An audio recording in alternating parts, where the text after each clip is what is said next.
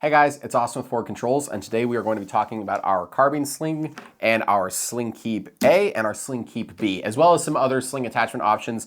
I don't have our entire catalog for sling attachments, so I'm not going to be able to show you everything, but I'm at least going to be able to talk about our slings and our retention systems that we offer. So what is CSF, Carbine Sling by Forward Controls Design? It is our take on the Carbine Sling. Now, there are a million different slings out there with just small variations of each other. This one happens to be what we prefer and the tiny little details that matter to us. And we're going to talk about both the versatility and the simplicity of use that goes into our sling. So starting right off the gate, it's a non-padded 1-inch webbing sling, which is a little bit more popular these days.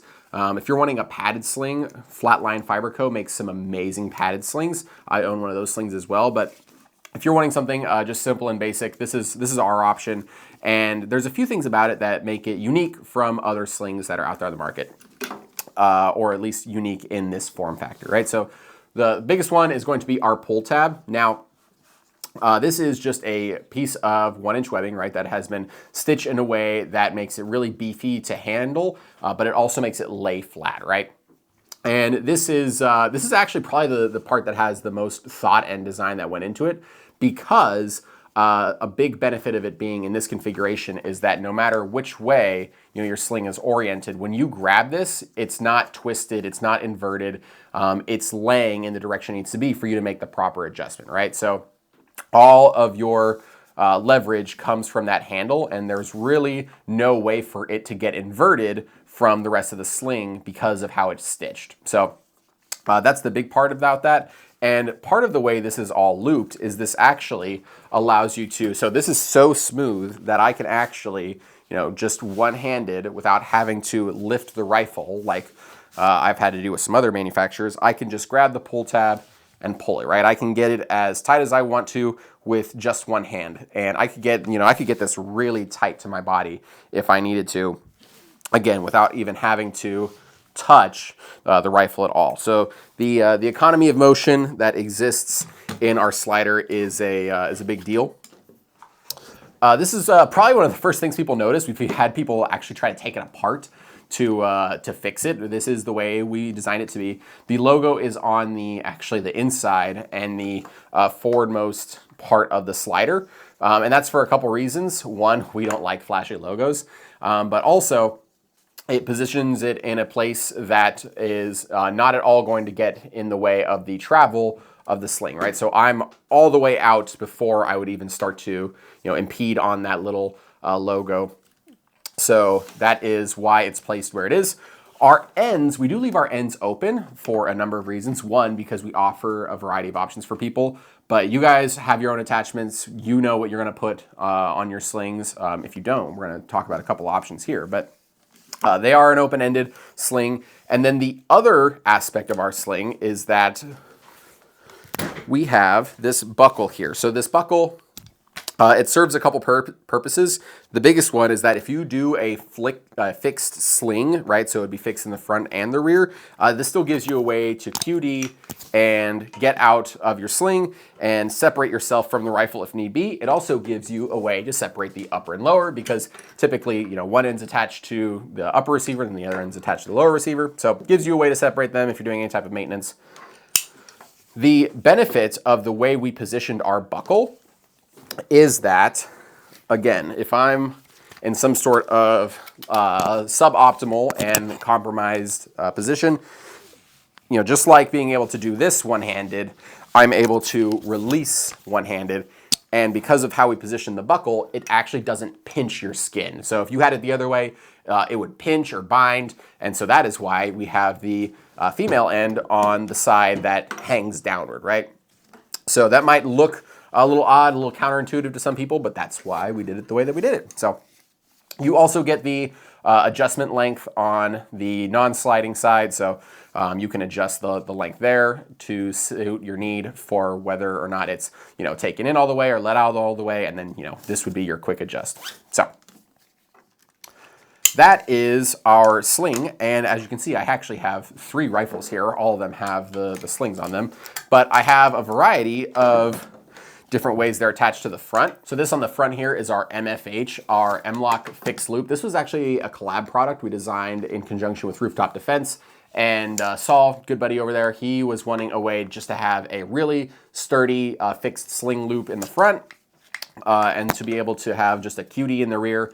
This pairs really well with our sling because, again, it's designed open-ended, right? So you can put this directly onto the fixed sling loop. And then if you also did a permanent fixture in the rear, you could still QD with the buckle.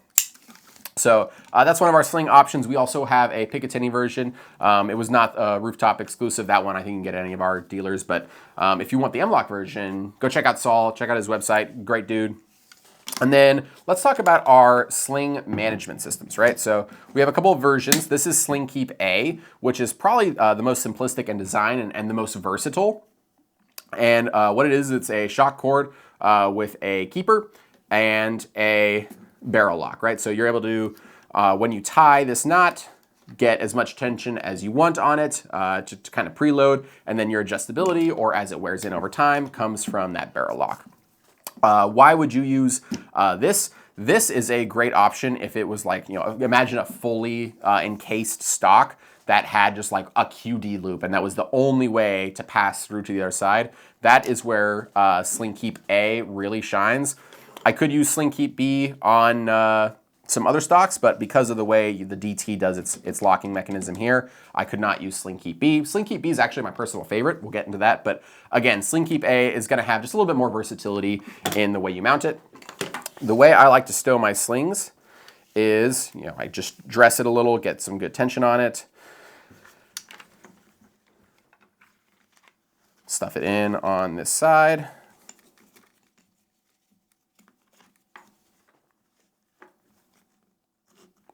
And tighten it up.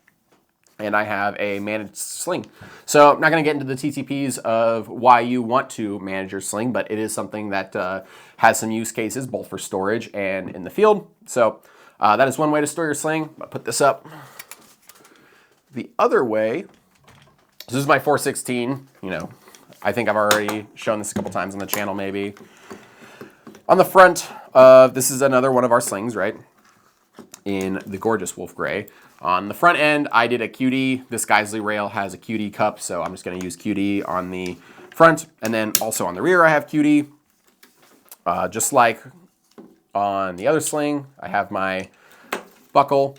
And this is Sling Keep B. And Sling Keep B is actually the more low profile option. Instead of it being shock cord, it's actually elastic webbing and a tri-glide that is adjustable. And so basically I am able to,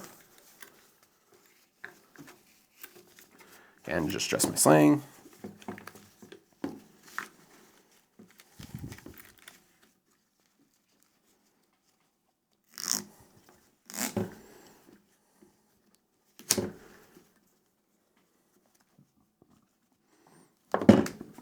I'm able to tighten down that elastic. The thing I like about Sling Keep B is that it lays perfectly flat. So even if my sling is stowed and with that band on there, it's not going to impede a cheek weld if I go to actually use my rifle with the sling still sewed. Doesn't matter if this part is rotated, that buckle is geometrically flat enough that it doesn't really bother me if I get a cheek weld.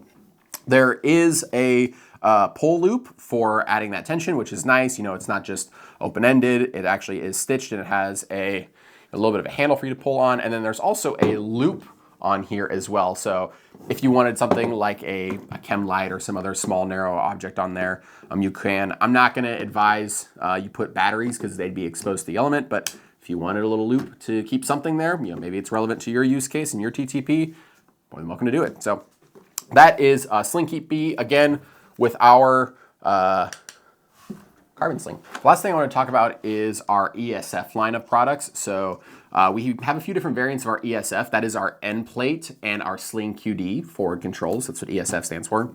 There's a few different variants out there. You have this one, the heavy one, that has QD cups on 3 different sides. So if you wanted that versatility of mounting, you absolutely can get it. Right, so I could have it on that side. I could have it on support side. Or I can just have it in the kind of the traditional end plate style. So that is our heavy ESF. We also make just a standard version that has it, sunken all the way in. This is kind of cool because it sits flush with our castle nut as well. So I like the look of it, to be perfectly honest with you. But you do get some versatility in the mounting. If you have some sort of unconventional reason why you can't mount your sling here, if you need it on one of the sides, that's an option as well. So again, these aren't all the sling mounting options we offer. They're just some that I happen to have. Wanted to give you guys an overview while I touched on CSF, Carbine Sling forward. And I hope that answered some questions for you guys, maybe get you some ideas and answered some questions about the design philosophy of the sling. So thank you so much. Have a good day.